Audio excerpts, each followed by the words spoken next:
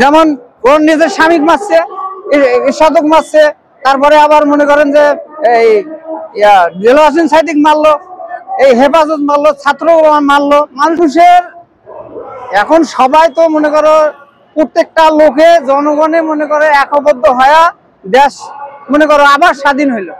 এখনো কিন্তু স্বাধীন হয় নাই, না এখনো স্বাধীন হয় নাই, এখনো স্বাধীন হয় নাই। কারণ এখনো অফিস আদালতে বড় বড় ইয়াতে সব চাকরিদার বড় বড় যেগুলো সব হিন্দুরে আছে, সবগুলাকে হিন্দুকে বসে দিছে।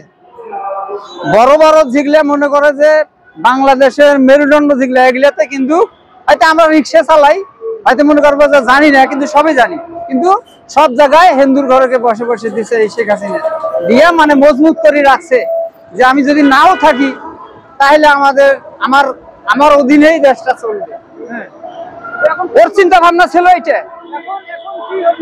কিন্তু এখন তো শেখ হাসিনা মাথায় আলোমালো হয়ে গেছে। এখন যদি আমি বাংলাদেশে থাকি তাহলে আমার তো আমার বাবার মতো ভাগ করে খাওয়া ফেলাইবো।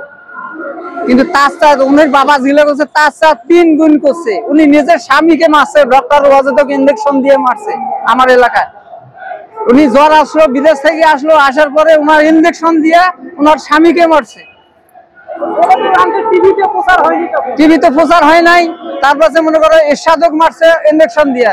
দেলোয়ার হোসেন সাইদি পিজি হাসপাতাল আসলো, আমরা পিজি হাসপাতালের গেটে, ওই পাশের ওই যে নতুনটাতে গেটে উনি আসলো, দাঁড়াইলো, 1 মিনিট কথা কইতে দেয় নাই, মনে হয় 1 মিনিটও কথা কইতে দেয় নাই।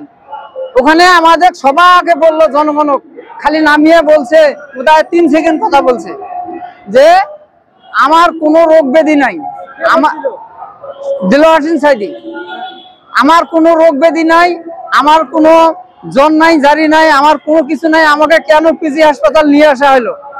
আমি কেন পিজি হাসপাতাল? আমার তো পিজি হাসপাতালের কোনো প্রয়োজন নাই, আমার তো কোনো রোগ নাই। ওই লোকটা পরে এই কথা কওয়ার পরে 3 সেকেন্ড কথা কওয়ার পরেও নিয়ে গেছে, ভিতরে নিয়ে গেছে।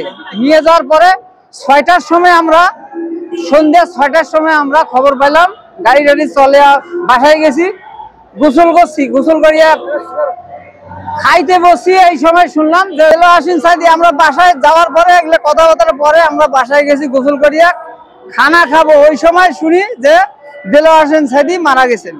কোথায়? পিজি হাসপাতালে।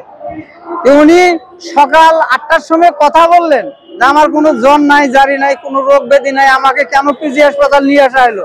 কারণ কি, আমার পিজি হাসপাতালে তো আবার চিকিৎসার কোনো প্রয়োজন নাই, আমার শরীরে কোনো ট্রাবল নাই। আর উনি 6টার সময়, সন্ধ্যা 6টার সময় পিজি হাসপাতালে মারা গেলেন। কি কারণে মারা গেলেন? কিন্তু এর জবাবটা তো নেওয়ার দরকার ছিল, কোনো নেতারা তো এই জবাবটাও নেয় নাই, দেয়ও নেই।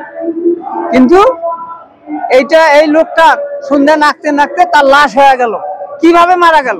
তাহলে অবশ্যই ইনজেকশন দিয়ে মারছে, ডাক্তার দিয়ে।